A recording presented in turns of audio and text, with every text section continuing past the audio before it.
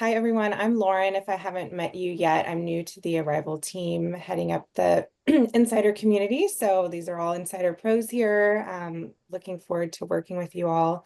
Um, and today we're doing our last pro meetup of the year. It is already December 12th somehow, and we're going to be kind of doing a year in review with our own Bruce Rosard. We've got Lori, Timony from Go City, and Magpie Travels Christian Watts. And this is also going to be recorded and shared on their podcast. So the Experience.This.Travel show. And then we've got Janelle here calling in from Australia to help moderate this. So I'll kick it off to you, Janelle.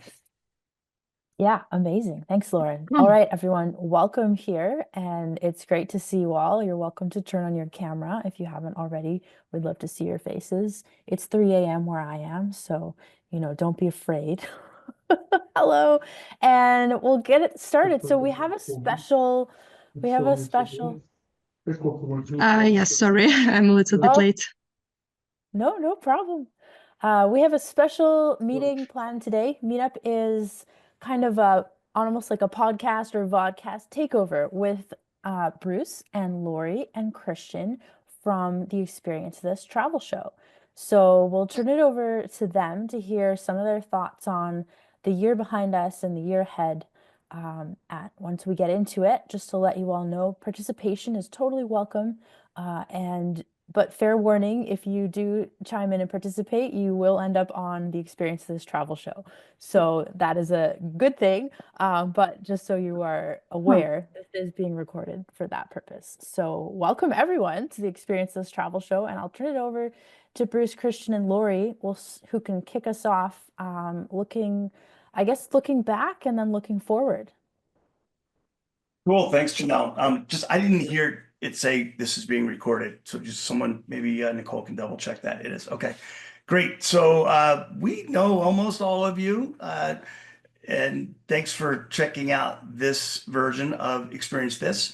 And definitely feel free to participate. You can raise your hand in the Zoom function of raise your hand, or just raise your hand. And Janelle is going to moderate and take questions, or not just questions, but comments. Because what we're going to start with is, traditionally for the last 4 years, I've been doing kind of my top 10 trends. So this is not my top 10 predictions of what happens over the next year. It's more of what happened during 2024 that I think were the main trends from that. And then Christian and Lori get to basically laugh at me and pick on me and tell me why I'm wrong. That's typically how this goes.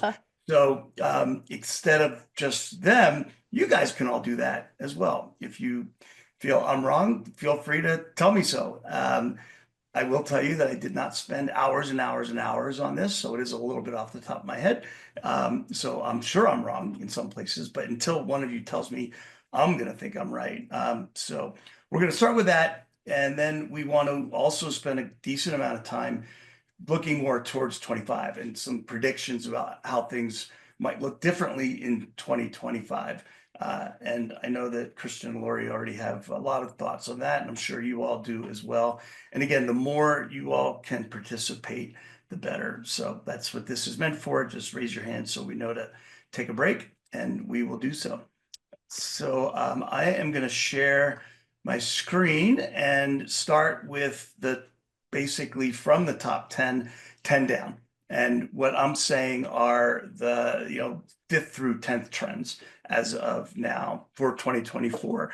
And what you can see is what I also said in 2022 and 2023 to give us some examples of how things have shifted a little bit from what I predicted at the end of 22, which was we were still in COVID, and 23 and 24, right? So for 20, whoop, I'm on the wrong slide. There we go. For 24, my number 10 is what's going to happen with this new US administration. We don't know yet. A lot of questions. There's a lot of people in the travel industry that say it could be good. And that's probably more than the people who are saying it might be bad. Would love to hear some feedback on that. fact or point of view, if anyone, and that would probably be more of those of us here in the States, although I know how important this is to people all over the world, and we do have people here from different countries, of course. Anyone want to chime in on my number 10? I'll chime in, Bruce. Yeah. I don't really think that this belongs on a 24 list. I think if we're looking at the whole year of 24 trends, I don't know that this is necessarily a trend that happened in 24. I think it could be something that might be, a 25, and it would probably fall under more government as a whole versus just the US administration, because the experiences space is obviously across, it's a global industry. So for me, I would say this doesn't belong on the list. And I think that in general, this is more of a government it falls under more of a government conversation versus US administration specifically. So that's my feedback. Yeah, my Okay. feedback is where's your data that more people think it's good than bad? Maybe if you've asked a I'll tell you where small my group in the US, if you ask the globe, you're going to find no, 7.7 I'm using one billion of your people who think favorite. it's negative. I'm using one of your favorite data sources, which is Skift Megatrends, published today, actually, a survey from a wide variety of airline, hospitality, DMO CEOs of what they think. That's the source of my data, for better or worse. But there you go. But is Okay, it let's move on to number 9. OTAs driving growth. I don't think anyone can question that is definitely still a top 10. People might say that it should be higher than 9 because OTAs are still driving a lot of growth. I had it higher, you can see last year at number 5. Any comments on that one? Looks like Anna has something to say. Anna. If you're going to say something, you got to go off mute. Oh, on what you were discussing before, I was wondering whether it has totally different impact, whether it's US domestic or US outbound. Will the government situation could influence? I don't think it's a trend. I agree. I think it's a trend for 25 and it's more a government thing, but that's all. So the question is whether a change in administration coming in regulations and possibly the way visas are given out, if there's going to be certain populations that aren't as welcome as they are today, is that going to interfere with inbound and or outbound travel? Is that the question? Yes, it was more whether you were focusing this into domestic traveling inside the US or the impact that might have whether it's inbound from the US to the world or from the world into the US. So I think it have 3 different legs and they're all totally different sizes. I mean, certainly in my mind, this is only really related to international, primarily inbound. But that's my opinion. Who else has an opinion? I can chime in on that. I'm in some different groups, and a lot of people who get things from overseas, like their tchotchkes or their swag or merch or whatever, stocked up this year because they were afraid of what their costs would be next year. So a lot of them actually put more money out than they normally would have for things that were coming in. But I don't see any reason to be worried about travelers coming or not. We've been through a bunch of different types of administrations over the past 20 years, and people are going to do what they're going to do. I think everybody just needs to focus on their business and stop worrying about what happens so far removed from our business, watch the regulations, and just focus on their audiences. I just don't see a big change happening. Except for international travel. I think when it comes to inbound, there could definitely be some impact from an administration that maybe slows down the visa process. The visa process is a big bottleneck for this country. Yeah. And in addition to that, you have a country like China that can send, boatloads of people to the US, and there's no doubt that whatever happens there is going to likely impact inbound travel from China specifically. So I do think that there will be an impact. What that's going to be, I don't know, but I do think there is going to be some kind of an impact for inbound travel. Yeah, I think regulatory definitely going to be an impact, but emotionally, if I just don't, I think people are going to do what they want to do one way or the other. I don't feel any less welcome in other countries. Now, do I feel less safe in certain countries? Yeah, I'm not going to go to Lebanon right now, but when I feel safe, I'm going to go. So I don't think that the emotional impact is going to be as high as some people are afraid of. Regulatory, absolutely. All right, we have 10 things to go over. Then we want to talk about 25. So I'm going to speed it up a little bit. That's number All right, 9. move us along, Bruce. Yeah, Move us number along. 9, OTAs, driving growth. Is that where it should be, Christian, or should that be higher? What do you think? I'd say in hindsight, it should have been higher. That's been that's been a huge factor, hasn't it, the last 4 years? Their market share has gone up considerably, so that should have been higher. Okay. All right. And it was 5 last year. Don't ask me why I made it 9 this year, but probably because I have other things coming next. So coming next, you can see that last year we had DEI and sustainability. DEI is a whole another question in our country, especially. And I do find that DEI doesn't have the same kind of impact outside of our country. But I changed it to sustainability and immersive cultural experiences, creating meaningful travel. Meaningful travel is something that we at Arival have been partnering with Tourism Cares on their meaningful travel map and really leaning into this whole idea and concept of meaningful travel. We had a session about it in San Diego that was better attended than any session we ever had on sustainability or DEI. So it's something that I believe is making a difference. If anyone else wants to lean in or discuss that, meaningful travel. I think you've got 2 trends here, Bruce. You've got sustainability, which is a trend all in and of itself. And of course, meaningful travel is part of that, but immersive experiences is another trend that deserves to be in the top 10. And so I think this particular entry for me needs to be separated. Yeah, I agree. Your meaningful travel item is meaningless because you've confused 2 things. Putting immersive in there as the thing that's confused with it. Yeah.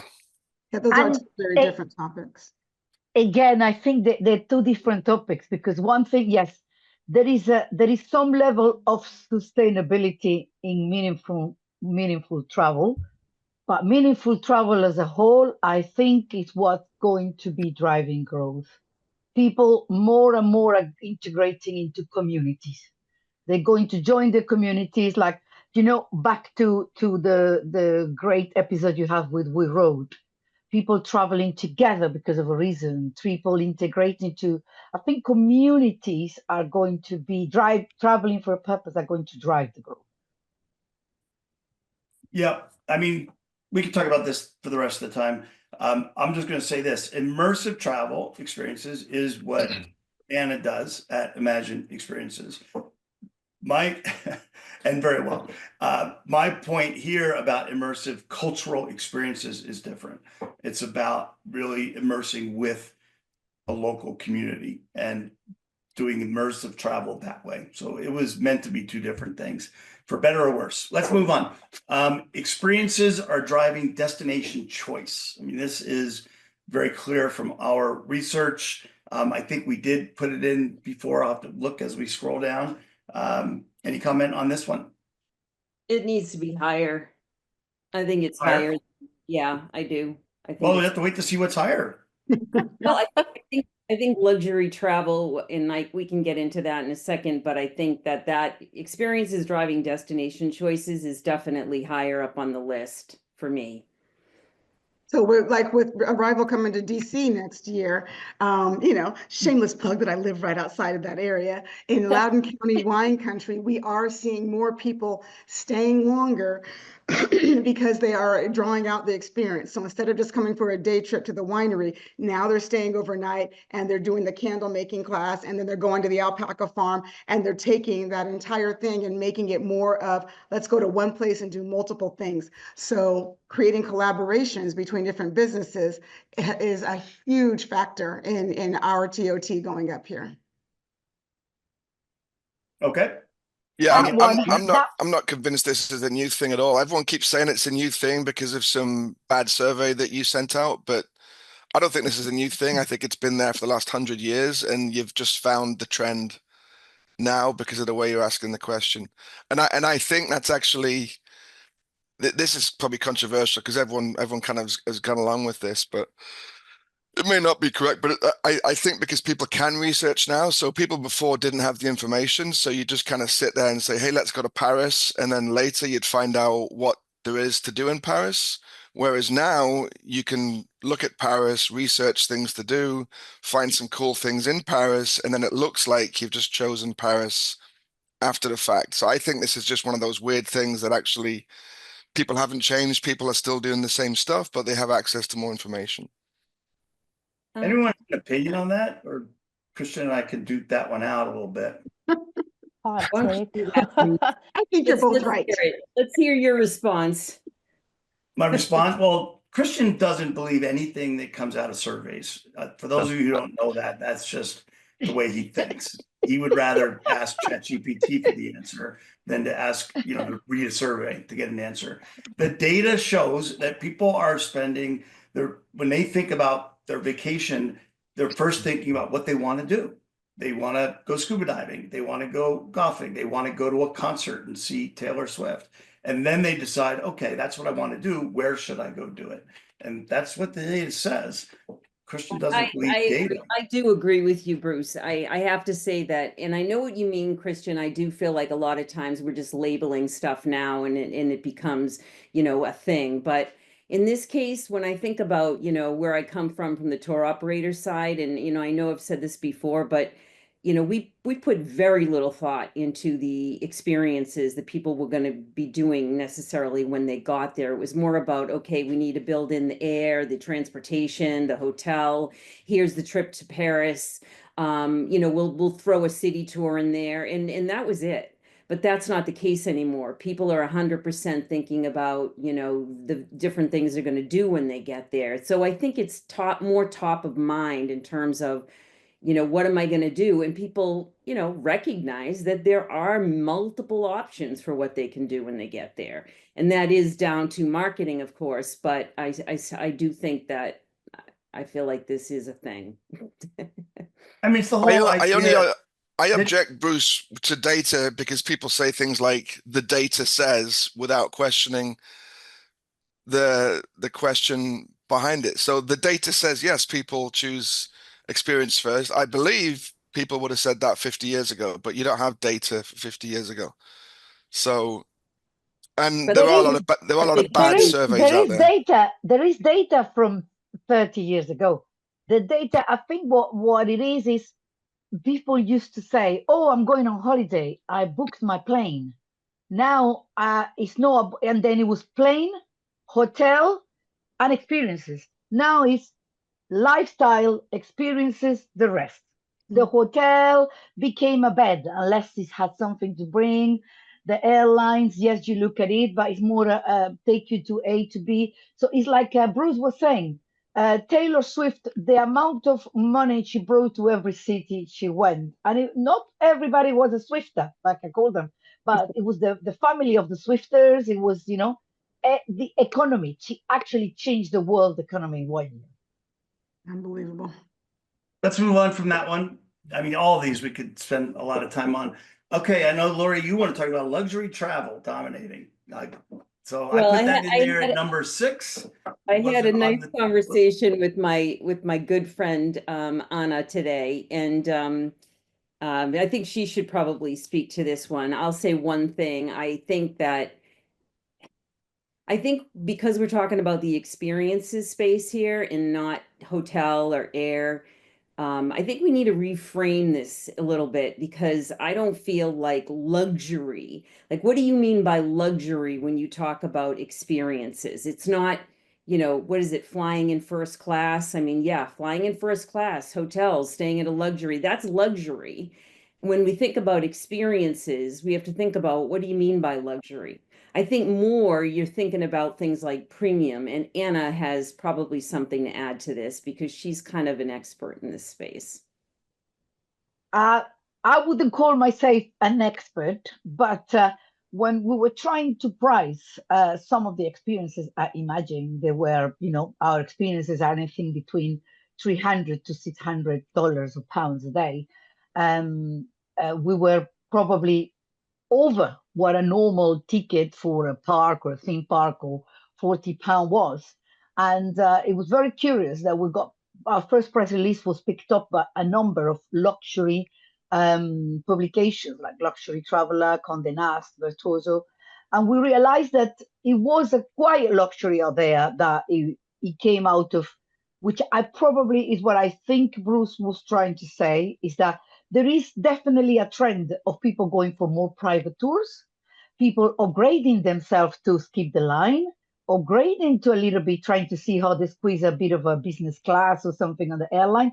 There is that element of treating ourselves and invest more in our holidays than it was before. Before it's like, let me get myself travel lodge or some inn for 2 beds and take the picture from outside. Now I want the food, I want cheese, but that is not luxury. That is probably premium, a trend to I think a better word premium is premium or upscale is another word. Our PR agency call it quiet luxury, and it's really people, affluent travelers. They love what they do. They make some sort of money a year, but they're not anywhere near those people that, book a jet or pay. Private. Yes, exactly. And back to data. What we're finding. Oh no, Bruce, do you want to? The people spending the most money are spending more money. And that's where the premium travel dollars are going. It's kind of like the 1% in the US, right? It's the 1% of population has the majority of the money. Well, it's a higher percent, maybe 10% of the people spending travel dollars are spending more of the money versus the other 90%. What does luxury, or let's call it premier travel, mean in our space? Well, instead of getting on a coach with 40 people, we're getting in a private van with 10 people. Well, that's you got another one in here that's private tours though. So do they both deserve 2 entries? Well, no one knows that, Lori, except for you and Christian, who got to see the top 5. Well, no, you showed us the screen. Yeah, no, that's coming next. Private tours. Okay, let's just keep that. But hold on, that data was also bad because that data was not adjusted for inflation. So the people that moved from the mid to the top actually just got inflation from the mid to the top. So of course, the 150 plus cohort increased in size by like 25%. So when you say the 150 plus cohort spending more money, it's because they've got more people in it. We would have to ask Douglas how he adjusted for inflation. If you want, we could try to get him on right now.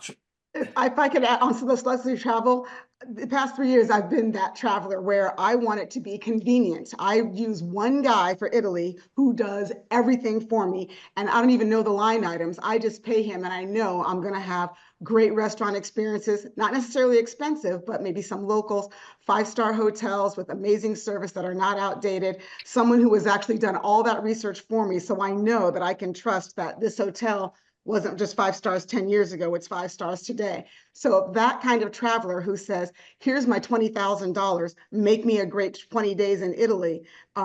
We trust an expert to do all of these things for us. And that's the only way that I will ever travel again to Italy and then Greece or whatever. So it's huge. The person who can master being that umbrella and do a great job and get somebody like me who talks about it to everybody and anybody is going to thrive in that luxury market. And you just entered a whole nother conversation that we're not even having on this call, which is using a real agent versus an AI agent, and perfectly timed for Alex Bainbridge to join, but we're not going to talk about that right now. The next topic is connectivity, and how important connectivity is. It's always been important, but it seems to be more important than ever. Octo, which is the Standards Association for Connectivity in our industry, now has 56 members. For an organization that just started a couple years ago, that's huge. Christian, you've been really involved. I think you're still on the board of Octo, right? And involved in standards. So do you want to talk about connectivity today versus the last few years? Yeah, I think it's a straight line up, right? There's more, you have to be connected. You have to be available online, AI or not, it doesn't matter. You have to, if people are booking on mobile, you have to be connected. There's no, yes, there's still, I know it's still majority walk up for a lot of attractions, etc. But if you're not discoverable, if you're not bookable ahead of time, you're losing out on business and a huge chunk of it. So Lori, is this about where it But needs to is it be a in the top trend? 10? Like when I think about, for me, okay, I'll just think about Arrival San Diego. Once upon a time you went to Arrival, you saw there were a lot of res techs in the room, and that's all people were talking about is connectivity. Now, you go to Arrival, and yeah, sure, there's still people talking about connectivity, but there's more than that, right? I think tech has taken on a different position within the experiences space. And so I would not necessarily say it's just connectivity, but more tech advancements, like what companies are doing other things with tech in this space than they were doing before. And so to me, that was the standout, and the trend is not, for me, just connectivity. It's actually like growing the meaning of tech and what we do with tech in this space. And I'm not sure what the word is for that, but that's kind of was my reaction when I saw this. I think I can add a little bit to that. From Edinburgh, we did the operator town hall, and this came up as, people are saying, oh, you need a booking system, you need a booking system, or you need a better booking system. But in the room, the operators were saying, it's not just booking systems. We need to be talking about the whole tech stack. We need to be talking about operations and tech for operations. And so there was a lot of people were surprisingly passionate about that, and about going beyond simply connecting and booking systems to everything that they need to do in their business, and having the right tech for that. What would you say, Christian, if I said, what's your tech stack need to have? What would you add that people don't think about right away? Like what other components would need to be in that tech stack? Well, I think Laurie's dead right about it. It's not just it's not just the being connected. It's all the stuff you could do on top. Dynamic pricing is probably the obvious one that everyone understands, that everyone should be doing as well. But there's lots more stuff on top, with maybe last minute promos and proper yield management and that kind of thing. So once you are connected and you've got those pipes built, there's stuff you can build on top. So the answer I heard from that is your res tech should be able to do dynamic pricing, yield management, promos. I didn't hear you need a different system to come in. Dynamic pricing, still questionable, right? You're just saying you need to get more out of your current res and or ticketing system. Yeah, getting connected should be stage one. Yeah. And then now you're connected, you can do all these cool things on top, Right. which is what Laurie said, I think. Okay.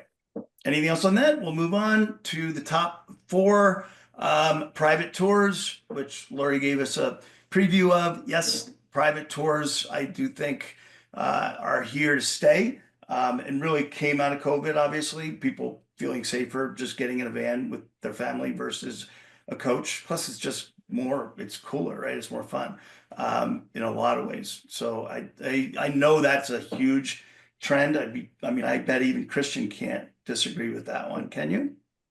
Well, I'll disagree with the last bit. It's more fun. Surely meeting new people is the more fun option. Why is just being stuck with your own family on your own private tour? Surely travel's about community and meeting people and meeting the Well, locals. the last private tour I did was the Arrival team in Scotland before the event, where we put 7 or 8 of us in a van and cruised around Scotland. So it wasn't my family, but it was a different kind of family event, and was a lot of fun. Now we It know how just you feel about depends. your family, Christian. Yeah. Yeah, it depends. There are certain things I don't want to experience with other people. I don't want them to interrupt my wine tasting when they're talking about Boone's Farm and I'm trying to learn, education. I want certain things to be very, very private and very exclusive.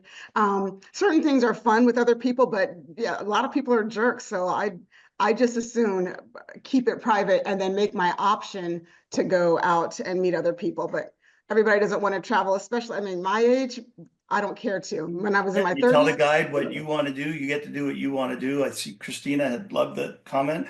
I don't know if you have it, Janelle, and want to take over at some point to show us the video of you and Christina at the castle in Scotland that you filmed. No, I think you Done can if there see was that. a I think you can see that on Arrival's social media. Okay, we'll wait on that. Anyone We else have actually anything on private tours? Yeah, we Anna.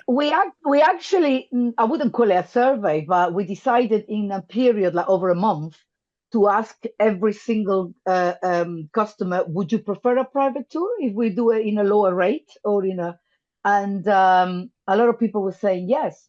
We have very strange answers. We even have people that go on a tour on their own, one person. We have plenty of those. The first one we thought, what a poor sad B that wants to go on a tour on his own or on her own. But they actually said, I work the whole week. I came here for work. I'm using my weekend. I've been with people the whole week. I'd much rather be with a guide and have a tour for me and sit down with the guide and have a nice lunch and spend a beautiful day talking about whatever it is that I want to talk. And we have it with families as well, where they got kids that wants to, not necessarily are very sociable, and they walk behind their parents with their mobiles. And we've got couples where you got intergenerational, the parents, the grandparents, and they want to have a dynamic, a conversation that is about them. I noticed that a lot of them says that. I remember the beginning of that trend started kind of middle of 2023 when we didn't have tier pricing, and we advertised groups of 8, and all of a sudden 4 people turn up, and we said, where are the others? We sold all the tickets. And they said, no, we bought all the 8 tickets because we just want to be ourselves. It was actually 4 students. I said, first, how they can afford that, and second, they just want to be on their own with their friends, their And do you jokes, charge their differently? stories. And can you make more money selling private tours? I did. Actually, I didn't. I can offer a better rate for private tours if they go over 3 people. The more people on the tour, the lower the rate per person. Okay, but No, we were wouldn't the people opposite. pay more? People pay more if it's only 1 and 2, which is quite common. I just want to go out, me and my wife, no one else. If I was in charge, I would outlaw it to have a private tour and force people to meet new people and to talk to each other instead of sitting staring at their phones or staring at their single family events. So that's my new hashtag for the year: ban private Ban tours. private tours. Okay. You should travel. Well, You should you were travel not I've in got a charge. privately. hashtag. And I've got a Travel hashtag. privately with me and if once, Alex was Christian, in you will charge, know. he would do Hashtag something. Christian deals with the bad review. Hashtag Christian deals with the Yeah. bad review. We want cultural immersive experiences, but we don't want to talk to anyone. That's right. Yeah. Yeah, we don't want them to interrupt our way of Exactly. experiencing it. All right, I'm So taking this back over. there was on private tours, it was I'm a taking minimum over price again. up to a I'm certain taking number. this over. Take Excuse it back, Sorry. Bruce. We've Alex is on. got Go off mute, please, with a different opinion about private tours that some of us have heard more than a couple times, but not everybody. So I think we're now right in your wheelhouse, Alex. Go ahead. So everyone likes private tours in the same way that everyone likes a limo. It's not that we're going to have, so we're all going to be on private tours as vehicles become smaller and as tour guides become digitized. Everyone's going to be on private tours. Private tours are the future. So Hate your limos. view is autonomous cars with AI agents as tour guides is Correct. that's what's going to happen, period, end So- of story. And the real interesting is not the tour, but the content, because private tours can have interesting content that would not be commercially viable for 25 tour guests. So, for example, we've got a poetry evening you can do in San Francisco that would never be commercially viable for tour bus, but is commercially viable. Well, only just. Well, it's not really. If it was a private tour, no one wants to go on a poetry tour, trust me. But that's the point, is that the content changes. It's not about how many people are in the group. It's about that you can do specific content that is not commercially viable in large groups. So we're going to have a whole new category here. And here's what it's going to be: human-led tours. But that's actually going to become its own category, right? Is if you really want to talk to somebody that lives in the area and can give you some, you know, give you a good laugh from time to time that is not something that's been planned, then you take one of those tours, human-led tours. But that's the difference. That's the private tours doesn't mean there is no human connection. Actually, saying to Janelle, because for example, in our Kent Wineries tour, they meet 6 humans during the tour. They've got tastings. They just don't want to be with other people within the tour. Anna, is that in your online listing? You will meet 6 humans along the way. Yes, 6 people on the whole, 6 humans and 3 characters. You get 9 connections. That's going to become a new segment. You maybe need to put that into the Octo standard, Christian. How many human people will you meet during your tour versus how many AI agents will you get to interface with? Okay, moving on.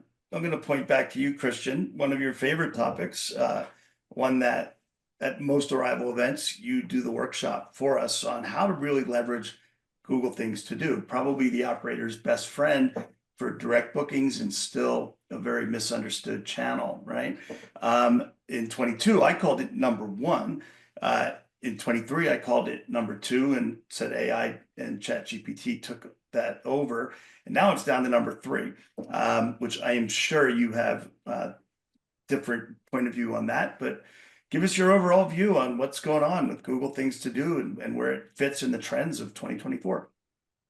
Yeah, I'm less upset with its position than I am with the right alignment of your whole chart, which frustrates me. But I think Google Things to Do is more just Google, right? So it's become now it's been 3 years. It's just kind of Google. It's most Google results now come through Google Things to Do for a lot of searches. So I think it's fine that it doesn't need to be number 1 every year, but it is just getting your products on Google these days, which probably still most people aren't doing. I mean, the OTAs are all over it. A lot of operators are doing it, but a lot still are ignoring it. Yeah, I don't think it's a trend. I think the trend, if you want to look at something that really stood out in 24, it's Google search to me. That was what everybody was talking about. You know, all of the businesses that had challenges, that lost a lot of business when Google changed their algorithms, learning how to adapt to new ways of marketing because of that.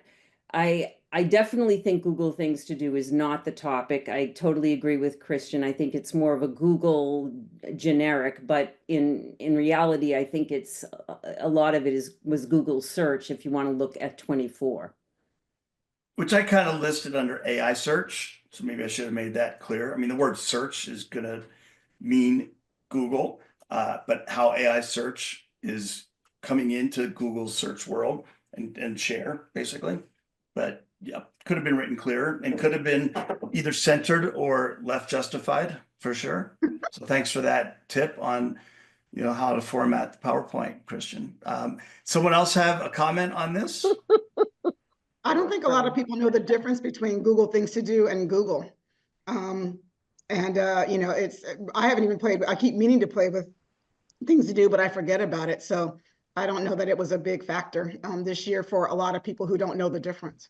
So what's an operator missing, Christian, who doesn't know the difference between Google and Things to Do and how to get their products listed appropriately? Bunch of traffic, right? So if you just type in, I mean, we've got. I think Arival's published plenty of stuff on it. If you just do a search for your local city, followed by bus tours, food tours, bike tours, any of the above, You could do any sector now. Most of those results are going to be Google things to do. So if you're not doing it, you're just not showing up. The OTAs are, and you wonder why the OTAs market share is going up, because they are doing stuff like that, right? So, and So your if you say organic wine search is dropping. tours in Virginia, Yep. Renee, what Christian's saying is if you have not optimized your site for Google things to do, and not just your site, but connected with it, the Yeah. way a company like Magpie Travel can connect you with it, or the ResTex, then you might not be showing up Yeah. for direct traffic where you don't have to pay commissions. Yep. Let's move to short form video, which has been on this list. Yep, it was number 2, then number 3, back to number 2. I think a lot of that is due to the role of influencers continuing to be such a strong channel. We're hearing more and more about it. We know that short form vertical video, whether it's Insta stories or YouTube shorts, or and especially TikTok, continues to be the way people are searching for travel, at least at the top of the funnel. And it's starting to come down the funnel, which is the biggest part, right? And that's why I talk about number 3, conversion. Conversion is happening very much so in Asia, with the deal between TikTok and Klook. One-click booking from a TikTok to a Klook booking engine. For some reason, it's not happening here in the West yet, in Europe or US, but it's probably very close. And maybe someone on this call or knows about when it's going to start to happen. So I'll leave it there for comment on number 2. I'll just say on the last point, Bruce, before people chime in, conversion can happen, doesn't mean conversion is happening. So I've heard from Asia, conversion isn't actually happening. It's not moved down the funnel. It's possible now with the shops, but from what I've heard, it's not converting at all. Did you see Expedia posted, and it's been all over LinkedIn, that chart of the number of people on a percentage basis who in the inspiration stage are using social, and it's like 90 whatever percent, and conversion is at like 1%. And it was really a pretty dramatic chart. And if you haven't seen that, maybe we should figure out how to get that posted. One thing we've seen is a kind of segmentation on influencers. You have your big top ones with millions of followers, the pretty organizer wants to charge a lot of money. You have those ones that are kind of middle followers that you invite them to your experience, you treat them well, and they just create a video for you. And then you give them something. And now those are converting into kind of converters. A lot of them said, listen, you remember we did some video on your product, or can we put a link into my affiliate program and I get paid 5%, 10% every time somebody land from my TikTok into your page, which we didn't have that in 2024 early. Yeah, So I think it's just getting started. Yeah. Yeah, there's companies that do that specifically, affiliate linking or the influencers, but it's not smooth right now, as far as I know, unless anyone knows anything else. We only have 10 minutes left. So if anyone wants to have a conversation on this topic. I just want to mention one thing, Bruce. I don't think this should be titled short form video. I think influencers is the trend. Obviously short form video is their, method of communication, and that's what resonates with people, but it's influencers that are the trend. And then, how are influencers affecting people planning and buying travel? That to me is Yeah, I guess the reason I would push back on that is, I have a call with Justin Buzzy later today, and those that saw our show with Justin last week, he's not an influencer, he's a business owner who has had 500 million views. He is an influencer, Bruce. He is an influencer. So you're considering him as a business owner? Not just somebody that is, a professional person that calls himself an influencer that, buzzes around the world and shows up in different places, whatever. An influencer can be an owner of a business like Jeff, that is out there, with his story. His customers are influencers. Fair enough. So one question back on that, is Christian an influencer? Absolutely. Is Alex an influencer? Absolutely. And if I gave him time, he would definitely take over the next topic of Gen AI. But I would rather we talk about 2025 because I know, Alex, you could probably talk about the number one for the rest of the time we have here. But we only have 10 minutes left, and I know that we want to talk a little bit about, okay, what's next? And you're welcome to participate in what's next. But I'll let either Christian or Lori jump in and think about what's next. Christian, you want to go first? Well, you know what I'm going to say for this. Probably don't need to say it, but Google just announced Gemini 2.0 yesterday, which is absolutely agent first. So Google's seeing the future as agents. What's an So agent? everyone's Explain. agent. It's there's no clear definition, right? So everyone throws it out there, and it's probably should be defined by somebody. But it's basically it's an AI that represents you, that can go and do tasks, and that task maybe just go and search for the internet, or maybe go and search and book stuff, or maybe go and put a plan together, or maybe do 10 tasks in a row. It may be, hey, start a business for me. So it's an agent it's an AI agent that can do tasks for you. And as they get increasingly intelligent, or probably actually as they make fewer mistakes, they could do more complicated tasks. So that's the way I think most people see it now. That's the way Google sees their future is you'll have an agent. Your agent will be the one doing the search because your agent understands what you're searching for and how to give the results back to you. And that was the demo that I think, Alex, you posted on our WhatsApp group yesterday. Was that the Gemini 2.0 demo of their new agent? And that's available to anybody, free for anybody to use? The stuff they released yesterday, most of it's on limited test user basis. A lot of these companies now, they're announcing stuff and they don't release it in the wild and for a week or a few months. It's difficult to say. Is it possible to talk about any trends we're going to have in 2025 that do not involve AI? Well, that's a pretty broad. Everything's going to involve AI to some degree, Bruce. I mean, as really, long as it's not replacing the things that are relationship building. Like, I could use AI for the administrative stuff all day long, but you can't have it replace that local guide that takes you around Pompeii. Instead, you're looking at AI like, oh, it says to go here. You can't replace that. So as long as people aren't trying to use it to replace the relationship building that leads to referrals, reviews, and return traffic, then they're using it right. But it can't replace relationships, not for the way that I like to travel anyway. I guess what I'm saying is that I think that people are using it, period, in many different ways. And I think that it's affecting many businesses, regardless of whether it's an AI agent. It doesn't have to be an AI agent. It can just be efficiencies, customer service, all of that. So I do think that I think, it's just going to infiltrate itself across really everybody's life in general. So hard not to have. But I want to challenge you guys, anyone on the call.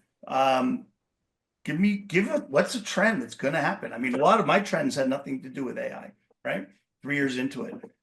What is going to be a trend of 25 that's not AI? I think that one thing that you really have missing from this list is live tourism.